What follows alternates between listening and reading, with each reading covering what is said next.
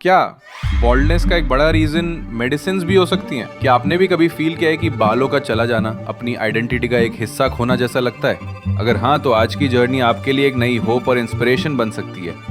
चलिए शुरू करते हैं एक ऐसे पेशेंट की स्टोरी जिन्होंने फेस किया मेडिकेशन इंड्यूस्ड हेयर लॉस और फिर चूज किया अपने ट्रांसफॉर्मेशन का रास्ता हेयर ट्रांसप्लांट के जरिए। तो चलिए जानते हैं उनसे कि कैसा रहा उनका 5 month experience. Hi, my name is Ganesh Kulati. I belong from Meerut, Kent, and it's my third PRP in 2018. And I got a surgery. Because of that, I lost so much weight, and it's a very huge loss for my body. And after 2 years, I had also suffered from jaundice, and then next year I had a dengue. So my baldness is just not because of genetically, it's just because मुझे बहुत ज़्यादा hair loss इसलिए होने लगा कि मैं धीरे धीरे बहुत ज़्यादा मेडिसिन से एंड बीमारियों से घिरता चला गया। सो डे बाय डे मेरे को बॉल्डनेस फील तब होने लगी जब मेरा हेयर लॉस बिल्कुल नहीं रुक रहा था। एंड मैंने बहुत रेमेडीज़ यूज़ की। फिर में काफ़ी अच्छे डॉक्टर हैं, मैंने उनसे ट्रीटमेंट लिया 1 साल तक। सब कुछ करने के बाद मेरे को ये चीज़ अब जाके पता लगी कि जो मेरे को मेजर हेयर लॉस हो रहा था एक मेडिसिन की वजह से हो रहा था। So the minoxidil was the solution जो मैं बहुत ज़्यादा यूज़ कर रहा था, और मेरे को नहीं पता था कि अल्कोहलिक मिनॉक्सिडिल सोल्यूशन मेरे हेयर के लिए ठीक नहीं है। मैं काफ़ी टाइम तक उसको 1 साल तक यूज़ करता रहा। वो भी एक बहुत बड़ा रीज़न था मेरे बॉल्डनेस का। काफ़ी बाल गिरते रहे। मैंने बहुत रेमेडीज यूज़ की, ऑनियन ऑयल लगाना या ऐसा घर में ही जो हल्दी का दूध पीना या दही के अंदर हल्दी मिलाना। मैंने बहुत सारी चीज़ें करी, बट वही है कि ये सारी चीज़ें आयुर्वेदिक थी और ये समय लेती हैं, और हमारी जो डेली लाइफस्टाइल होती है वो इतना टाइम नहीं दे पाते। बिकॉज मैं एज अ जॉब पर्सन, मेरे को सुबह उठना पड़ता है, अपनी शिफ्ट्स के लिए जाना पड़ता है। सैटरडे संडे ही 2 दिन होते हैं जिसमें हम ये सब कर रहे होते हैं और हमें रेस्ट भी करना होता है, तो ये सब पॉसिबल नहीं था। एट दी एंड मेरे पास यही एक ऑप्शन था कि मैं कुछ ऐसा करूं जो डॉक्टर से रिकमेंडेड हो। तो मैंने फर्स्ट वीडियो हेयर ट्रांसप्लांट की ऐसे शॉर्ट्स में देखी थी यूट्यूब में। वहाँ से मैंने इस चीज़ को सर्च किया कि ये कैसा, मतलब एथिकल है, बॉडी के लिए ठीक है कि नहीं, और ये क्या प्रोसीजर है।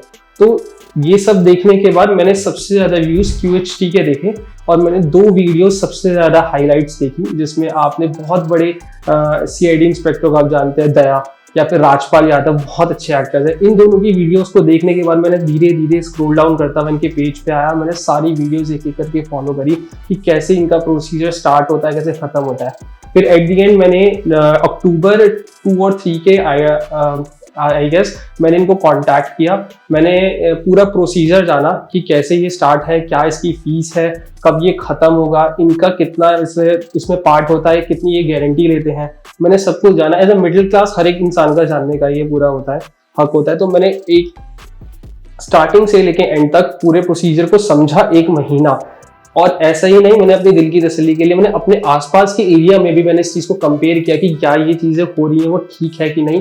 कुछ अपने फैमिली डॉक्टर्स ने पूछा, और जब मैंने पूरी दिल की तसल्ली हो गई, फिर नवंबर में मैंने एक फर्स्ट पेमेंट करी जो मेरी उसके लिए था, मतलब एडवांस पेमेंट। तो उसके बाद मेरी जो सर्जरी थी वो 3 जन को स्टार्ट हुई, और मुझे 1.5 दिन की सर्जरी थी। हाफ डे मेरा स्टार्टिंग में 3 जन को ऐसा था कि मेरे बाल मतलब होल्स करने थे, पंचिंग करना था, तो आधा दिन उसमें चला गया। और नेक्स्ट डे मेरे को सुबह 7 बजे बुलाया गया, और 7 बजे से लेके शाम के 5-6 बजे तक मैं OT में था। मैं जागा हुआ था। काफ़ी अच्छा इन्होंने केयर किया। उस दौरान मेरे को ये भी बहुत अच्छे से पता लगा कि कितना अच्छा ट्रीटमेंट है। काफ़ी अच्छे डॉक्टर्स हैं। हर 15 मिनट में वो डॉक्टर्स मेरे को पूछ रहे थे कि एवरीथिंग इज ऑल राइट, कोई प्रॉब्लम तो नहीं है, या फिर सर्जरी में कोई दिक्कत तो नहीं हो रही है। जब ये सारा प्रोसीजर हो रहा था तो मेरे को काफ़ी घबराहट थी, पेन था, but it's a part of a procedure. तो होता है ना कि मतलब आपको थोड़ा बहुत तो कुछ अब करने के लिए दर्द तो सहना पड़ेगा, तो ठीक है, वो एक प्रोसीजर का पार्ट था। बट उसमें मेरे को रिलैक्सेशन ये था कि हर वक्त मेरे आसपास एक नर्स या एक अटेंडेंट था जो मेरे को बता रहा था कि सर आपको परेशान होने की जरूरत नहीं है, जहाँ पे भी ऐसा लगे कि कुछ प्रॉब्लम है हम आपको पूरा सर्जरी को वहीं रोक देंगे। तो बहुत फ्रीक्वेंटली वो सारी चीज़ें हुई। एक चीज़ मुझे बहुत अच्छी लगी, स्टार्टिंग के 3 मंथ बहुत अच्छा फॉलोअप लिया गया, जो मैं अभी भी अप्रिशिएट रियलिटी करता हूँ कि फरवरी में जब मेरी फर्स्ट PRP हुई, फरवरी से लेके अप्रैल तक मेरे को रोज रेगुलर कॉल्स आते थे कि सर आपकी PRP हो गई है, आपका कैसा चल रहा है। रेगुलर फॉलोअप से मेरा मतलब ये भी है कि हर 2 हफ्ते में मेरे को अपने सर की फोटो खींच के भेजनी पड़ती थी कि हाँ अभी मेरा इतना है, अभी इतना है। फर्स्ट जब मेरा पीआरपी हो गई थी फरवरी में, तो उसमें भी पूरा एक मेडिकल प्रोसीजर होता है जिसमें वो मेडिसिन प्रोवाइड करते हैं, बताते हैं कब आपको किस टाइम तक मेडिसिन लेनी है, कब आपको लगाना है, कोई चेंजेस तो नहीं आ रहे, कोई डैंड्रफ तो नहीं है। यहाँ पे मैंने स्टार्टिंग में एक चीज पॉइंट आउट की थी कि मिनॉक्सिडिल एक सोल्यूशन है जो मेरे को एल्कोहलिक स्टार्टिंग में भी बहुत ज्यादा प्रॉब्लम कर रहा था। मैंने फरवरी स्टार्टिंग में फर्स्ट पीआरपी में मैंने इस चीज को फिर से उठाया और बोला कि सर मैंने इस बार सर्जरी के लिए पेमेंट किया और मेरे को फिर वही इश्यूज आ रहे हैं। तो अच्छे से मेरी बात को सुना, मेरी एक वीडियो सेशन हुआ एक डॉक्टर के साथ, उन्होंने मेरी पूरी मेडिकल हिस्ट्री जानने के बाद प्लस ये जानने के बाद कि मेरे को क्या प्रिस्क्राइब किया गया है, उन्होंने पर्टिकुलरली इस चीज को पकड़ा और बोला कि आपको मिनॉक्सिडिल सॉल्यूशन अल्कोहलिक फ्री लगाना चाहिए। और वो दिन से लेके अब तक एक भी बार मेरे को डैंड्रफ नहीं है, कोई इचीनेस नहीं है, और वो मिनॉक्सिडिल सॉल्यूशन जो मैं अल्कोहलिक पिला रहा हूँ वो बहुत बेस्ट है। तो इन केस अगर आपको भी ऐसा लगता है कि आपको बहुत डैंड्रफ हो रही है तो आप डॉक्टर को भी ये चीज पूछ सकते हैं कि क्या मेरी बॉडी और मेरे हेड के लिए अल्कोहलिक सही है कि नहीं। और उसके बाद फिर मेरे को यही प्रोसीजर रहता था कि हर 45 डेज में मेरे को पीआरपी के लिए आना पड़ता था, जो कि बहुत कन्वीनियंट है। कुछ नहीं है, आपको एक कॉल करना है कि आपकी फर्स्ट कॉल में आपको उठा लेंगे, इन केस बिजी है कॉल बैक कर देंगे। उसके बाद आपको बस अपना नाम बताना है, आपकी सर्जरी कब हुई है, और आपको ये पूछेंगे कि आपकी पीआरपी कब हुई है, कौन सी पीआरपी है। आपको ये डिटेल्स देनी है, आपकी वो फर्स्ट पीआरपी बुक कर देंगे और जिस दिन आपकी पीआरपी आपको चले जाना है और अपनी पीआरपी के लिए आ जाना है। पीआरपी कुछ बहुत बड़ा प्रोसीजर नहीं है, इसमें बेसिकली क्या है कि आप ही के बॉडी से एक यूनिट ब्लड लिया जाता है और उसमें से ना ब्लड काउंट्स को हटा के पीआरपी सोल्यूशन उसे तैयार किया जाता है आपके सर में इंजेक्ट करने के लिए। ये मेरी थर्ड पीआरपी है और अभी मेरी 2 पीआरपी रह रही है और अभी टचवुड मेरा प्रोसीजर अब तक ठीक चल रहा है, लेकिन कुछ चीजों का आपको बहुत अच्छे से ध्यान करना होगा। जैसे मैं अल्कोहल और सिगरेट नहीं लेता, बट इस चीज का बिल्कुल ध्यान रखना कि आप बिल्कुल मत लेना, रिकमेंडेड नहीं हो। अगर आपने इतना पैसा खर्च किया बट तो आपको नहीं लेना चाहिए, ये सब बेस्ट है। और डाइट पे थोड़ा ध्यान दीजिए क्योंकि अब आप इतना पैसा लगाएंगे तो डाइट पे तो ध्यान देना पड़ेगा। इससे बेस्ट है फिर जिम विम ज्वाइन कीजिए, बट कुछ भी कीजिए डाइट कंट्रोल रखिए, क्योंकि आप भी जानते हैं कि आप एक वर्किंग पर्सन है और वर्किंग पर्सन के लिए इतना पैसा खर्च करके सब करने के बाद भी कुछ फायदा नहीं होगा। तो अभी तक का मेरा एक्सपीरियंस बहुत अच्छा रहा। So there was a question raised by someone that कि जब मेरा हेयर फॉल स्टार्ट हो रहा था तो मैंने क्या चेंजेस फेस किए। सो बहुत कॉमन चीज हम फेस करते हैं, हम ना अच्छे से कपड़े ड्रेसअप नहीं कर पाते। क्यों? क्योंकि हम कैप पहनना शुरू कर देते हैं। हमारे में ना सबसे ज्यादा ये एक कमी आ जाती है कि हमें ना कैप पहनने की बहुत आदत हो जाती है, क्योंकि लगता है कैप ब्लैक कलर की है तो वो हर ड्रेस कोड के साथ चलेगी। इसमें क्या होता है, हम फॉर्मल्स नहीं पहन सकते, हम कोई भी बहुत एक अच्छा मतलब ट्रेडिशनल है वो नहीं पहन सकते, हम हमेशा कैप पहन के रखते हैं। लेकिन ये सबसे मेजर सेटबैक है कि आपको कैप कभी नहीं पहननी चाहिए। कैप पहनने से क्या होता है, हेयर्स को ऑक्सीजन नहीं मिलती, बहुत ज्यादा स्वेट आपके सर के अंदर कलेक्ट हो जाता है, बहुत जल्दी आपके बाल खराब होने लगते हैं और जो रहे से बाल होते हैं वो भी डैमेज हो जाते हैं। तो मैंने भी ये गलती करी है, नो डाउट। मैं बहुत ज्यादा कैप पहनने लगा था, बट मेरे फादर मुझे इस चीज के लिए बहुत रिस्ट्रिक्ट करते हैं, क्योंकि वो एक फार्मासिस्ट है, वो एक डॉक्टर की फैमिली से बिलोंग करते हैं, तो उनको ये चीज पता थी। मैं बहुत ज्यादा डांट खाता था इस चीज के लिए कि कैप नहीं पहननी है, बट एवर दी केस अच्छे नहीं दिख रहे हो नो डाउट, बट कैप नहीं पहननी है। तो मैं कहीं ना कहीं उस चीज को छुपा के पहन लेता था। बट मैं अपने एक्सपीरियंस से कहूंगा कि आपको कैप बिल्कुल नहीं पहननी है। ठीक है, बाल कम है, अपने ड्रेसिंग सेंस को थोड़ा चेंज करो, कॉन्फिडेंस कम रहता है तो कम थोड़ा लोगों से इंटरेक्ट करो या फिर शांत रहो, लेकिन कैप पहनना इज नॉट अ सॉल्यूशन। अगर आप कैप पहनोगे तो आपकी और बाल जो है वो डैमेज हो जाएंगे। लेकिन जब मैंने ये QHT में आया, मैंने अपना ट्रांसप्लांट वगैरह कराया, तो इसमें मेरे को काफी चेंजेस मिले।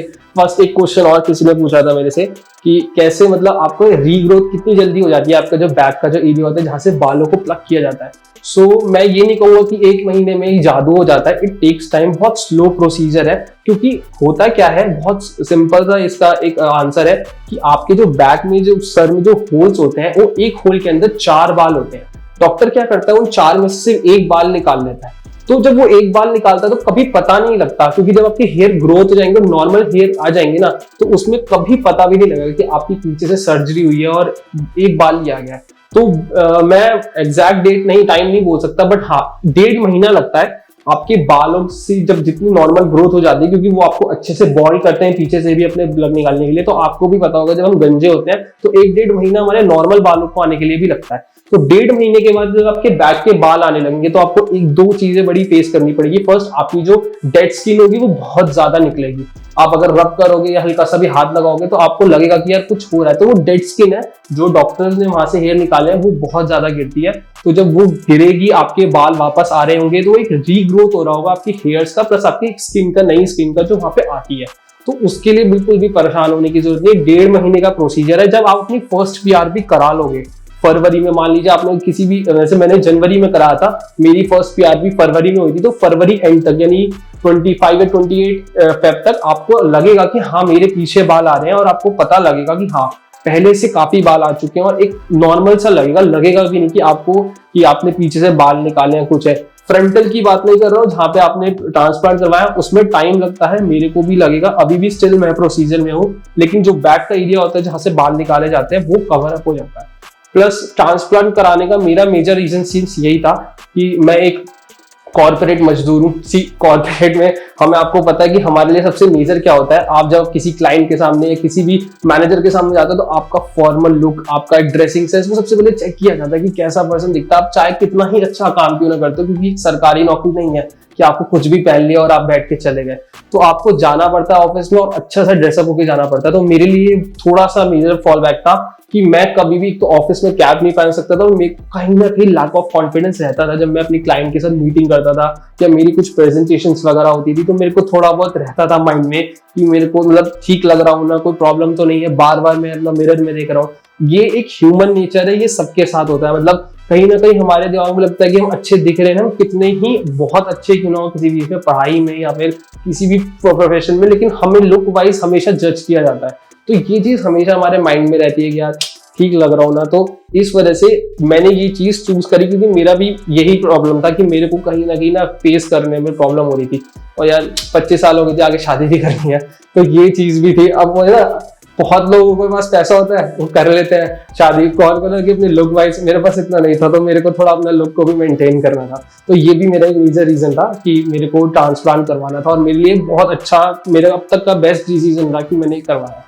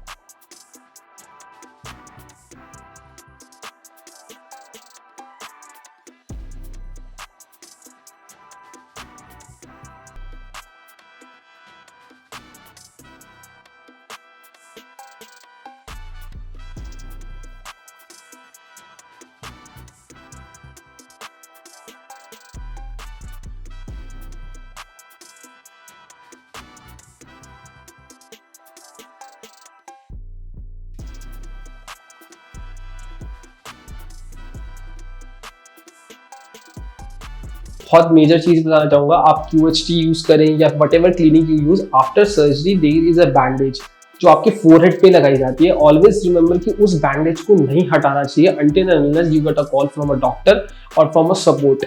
जब तक आपको कॉल करके बोला ना जाए कि उसको बैंडेज को रिमूव करना है, उसको नहीं रिमूव करना चाहिए। द रीजन इज, जब वो बैंडेज लगाई जाती है, it's because there was a swelling on your forehead, क्योंकि अब आपके इम्प्लांट्स हुए हैं। तो जब इम्प्लांट्स होते हैं, आपको भी पता है कि आपको कोई चीज चुभती है तो वहाँ पर हल्का सा स्वेलिंग आती है।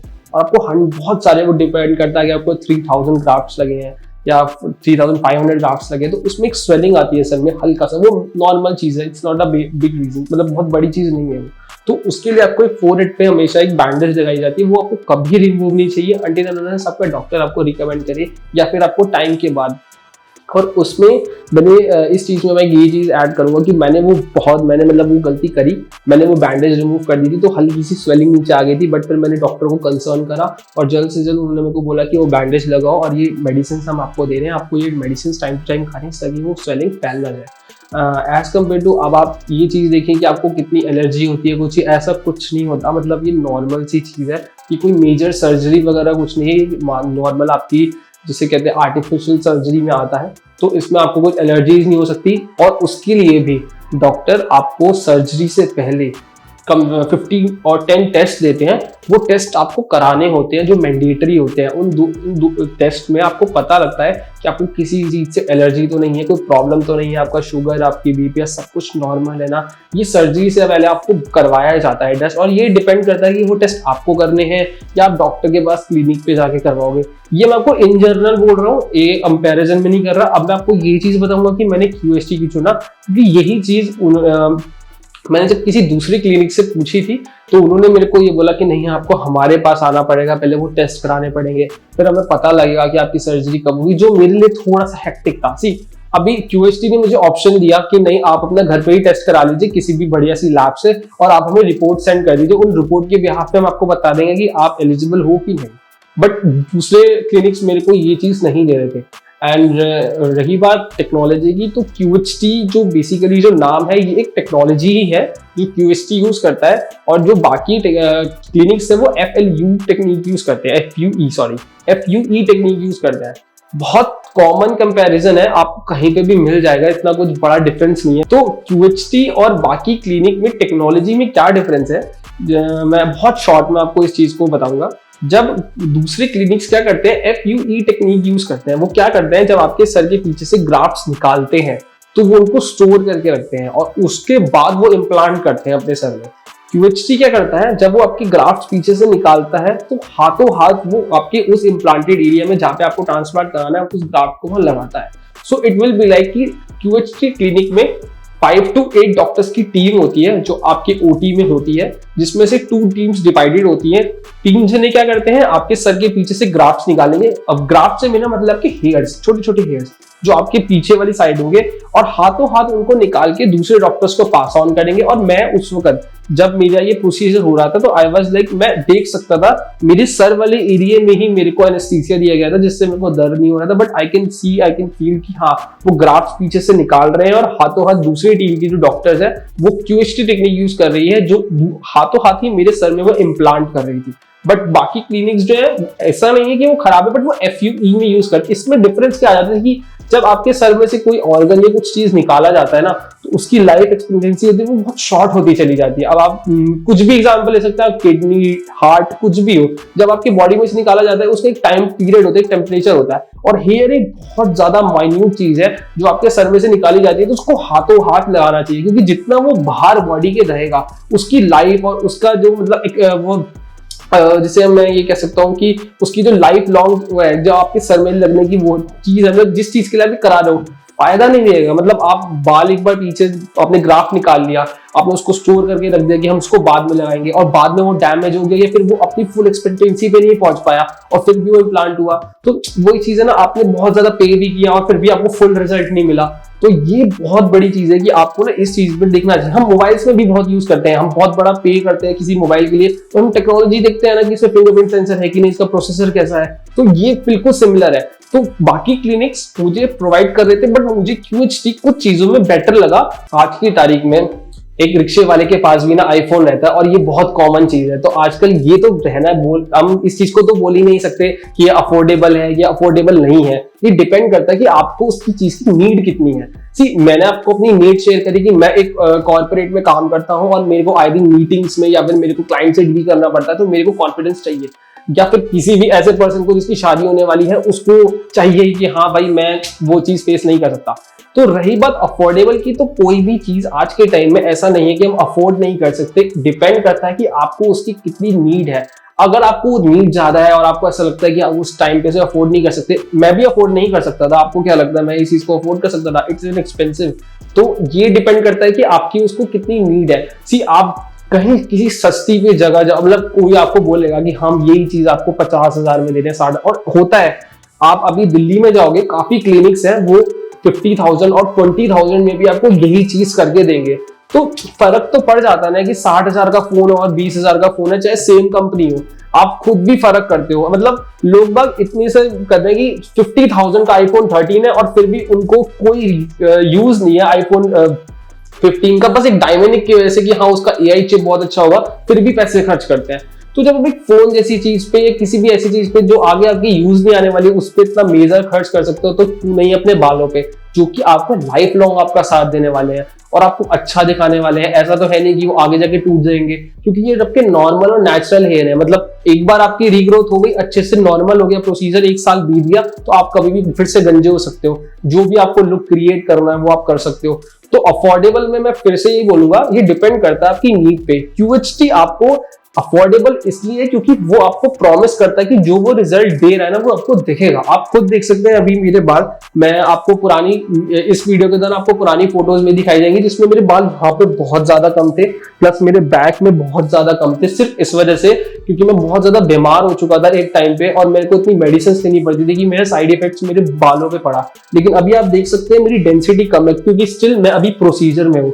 मेरे को अब ये बोला गया कि अराउंड अक्टूबर और नवंबर, जब इस ईयर के अक्टूबर नवंबर में मेरे बालों की डेंसिटी बहुत अच्छी हो जाएगी, और मेरे को लगता भी है हो जाएगी, क्योंकि अब तक जो मैंने ग्रोथ देखी है वो मेरे को बहुत अच्छा लगा। और प्रॉमिस करता, मतलब ऐसा लाइक कि मेरे को रिजल्ट्स दिखे हैं। मैंने डैंड्रफ बिल्कुल भी नहीं है। मैंने अब तक देखा कि मेरे को पहले बहुत डैंड्रफ रहती थी और मेरे को अभी बिल्कुल भी डैंड्रफ नहीं है। तो अफोर्डेबल के टाइम पे हाँ ये बहुत अफोर्डेबल चीज है, क्योंकि आपको रिजल्ट प्रोवाइड कर रही है। अब आपको कोई चीज रिजल्ट दे रही है ना, तो आपको ये नहीं देखना चाहिए वो 10 रुपए महंगी है 10 रुपए सस्ती है। एंड एट लास्ट मैं इस चीज को ऐसे क्लोज करूंगा कि मेरी जर्नी अब तक देखो, इसमें मैं आपको क्या ही बोलूं कि हर चीज की एक पार्ट होता है, जर्नी होती है। मेरे को बहुत अच्छा रहा, मेरे को पता लगा कि कैसे एक नया एक्सपीरियंस रहा कि हाँ ट्रांसप्लांट भी एक ऐसी कोई चीज है जो बालों को लग सकती है। मेरे को पहले नहीं पता था कि मतलब ट्रांसप्लांट भी हो सकता है, पीछे के बाल ऊपर लगाए जा सकते हैं, ये सब तो एक नया एक्सपीरियंस था जो कि अगर आपको जरूरत है तो आपको जरूर करना चाहिए। और अब तक का मेरे को स्टार्टिंग में मेरे को पेन हुआ, सी मैं हर एक चीज शेयर करूंगा, ये कोई वीडियो नहीं है कि जिसमें आपको बता रहा हूँ कि QHT बहुत बेस्ट है, ये मेरा एक्सपीरियंस रहा है अब तक का, वो शेयर कर रहा हूँ। तो मेरे को ऐसा टाइम भी था मार्च और अप्रैल में जहाँ पे आपको बहुत ज्यादा हेयर फॉल हुआ। हेयर फॉल इसलिए कि आपको लगेगा कि आपने ट्रांसप्लांट कराया और आपको कुछ पता भी नहीं लग रहा, बहुत हेयर फॉल होता है और आप बहुत ज्यादा पैनिक हो जाते हो। मैं भी पैनिक हुआ था, बट मेरे को बहुत अच्छे से इनके जो सपोर्ट है उन्होंने मेरे को कॉल करके बताया, सर आप बिल्कुल भी डिस्टर्ब मत होइए, बिल्कुल भी स्ट्रेस मत लीजिए। ये चीज मैं आपसे भी शेयर करूंगा कि कभी भी ट्रांसप्लांट कराने के बाद स्ट्रेस नहीं लेना चाहिए अपनी लाइफ में। ठीक है आप एक कोई भी जॉब करते हैं उसमें काम होता है, बट स्ट्रेस मत लो, कोई फायदा नहीं है। थोड़ा बहुत स्ट्रेस ठीक है, लेकिन अब ज्यादा स्ट्रेस लोगे सोचिए कि मेरे बाल टूट रहे हैं या ट्रांसप्लांट करा, पैसों में आग लग गई, कुछ नहीं भाई। अब लगा लिया ना तो प्रोसीजर का वेट करो, धीरे धीरे ही होता है। एक दिन में भी बाल नहीं गायब हुए थे आपके। आपका जो प्रोसीजर था बाल टूटने का, कम से कम 1 साल का प्रोसीजर था। 1 साल के अंदर आप गंजे हुए थे, तो वापस आने के लिए भी तो कम से कम उसको 1 साल दो। तो धीरे धीरे ही मेरे को रिजल्ट मिला, अफोर्डेबल भी लगा मेरे को, रिजल्ट कमिटमेंट था इनका। प्लस अब तक मेरे को सिर्फ 2 महीने ऐसे थे, मार्च एंड अप्रैल, क्योंकि इस ईयर की स्टार्टिंग में मैंने करवाया था, तो मेरे को मार्च और अप्रैल में ऐसा लगा कि काफी हेयर लॉस हो रहा है, कुछ प्रॉब्लम्स आ रही है, मैं चीजें मैनेज नहीं कर पा रहा। कभी कभी ऐसा होता था मैं ऑफिस की वजह से अपनी टाइम पे दवाई खाना भूल जाता था, आगे पीछे हो जाता था। ऐसा कुछ नहीं है, एक दिन भूल गए या स्किप हो गया कोई नहीं, ऐसा कुछ मेजर नहीं है। बट आप अपनी दवाई खा रहे हो, आपकी लाइफ में कंसिस्टेंसी है मेडिसिन लेने की और लगाने की। प्लस आपको सबसे मेजर चीज जो मैं आपको सबको बोलूंगा, डाइट को थोड़ा कंट्रोल करना। मतलब आप बाहर का थोड़ा स्पाइसी मत खाओ, अवॉइड करो तो ज्यादा बेटर है, क्योंकि जो ऑयली फूड होता है ना वो सबसे ज्यादा आपका कोलेस्ट्रॉल बढ़ाता है और आपकी हेयर लॉस में प्रॉब्लम करता है। अभी आपने ट्रांसप्लांट कराया तो डॉक्टर्स जाने से पहले जब आप यहाँ से जाते हो, आप जब आते हो तो आपसे एक फॉर्म फिल कराते हैं, पूछते हैं कि आप सिगरेट, अल्कोहल या फिर आपकी डाइट कैसी है, और वो आपको यही रिकमेंड करते हैं। और मैं भी यही करूँगा कि डाइट मैं बहुत खाता हूँ। सी मैं पंजाबी हूँ और हमारे घर में हर वीकेंड में बटर चिकन बाहर का कुछ ना कुछ चलता रहता है। तो एट द एंड में मैंने बहुत कंट्रोल किया है, सिर्फ इसलिए क्योंकि मैंने ट्रांसप्लांट की तरफ अपना एक कदम बढ़ाया ये जानने के लिए कि मुझे अपने बाल चाहिए। आप भी जिम जाते हो, फोकस करते हो, हर महीने पैसे देते हो ना, तो फिर जब वो डाइट कंट्रोल करने के लिए जिम जाने की हाँ क्यों नहीं। और बहुत ज्यादा नहीं करना, ऐसा नहीं कह रहा हूँ कि आपको छोड़ देना है, हफ्ते 2 हफ्ते में एक बार चलेगा, लेकिन हाँ थोड़ा कंट्रोल करो, घर के खाने पे ज्यादा फोकस करो।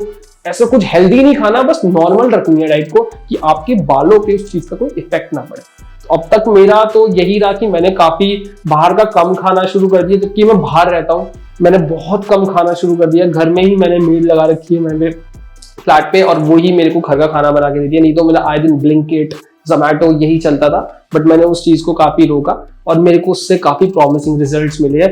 होप आपको मेरी ये वीडियो काफी हेल्पफुल लगी होगी और आपको इस जर्नी को स्टार्ट करने के लिए आपको मदद करेगी। मैं बहुत ही जल्दी आपको एक नेक्स्ट वीडियो के साथ मिलूंगा, जिसमें आपको मैं बताऊंगा कि मेरे अब तक का ग्रोथ क्या रहा, मेरे अब से लेकर नेक्स्ट पीआरपी तक। अब मेरी नेक्स्ट पीआरपी अराउंड जुलाई के एंड में होगी, तो जुलाई एंड में आपको मिलते हैं और मैं आपको बताता हूँ कि मेरा क्या।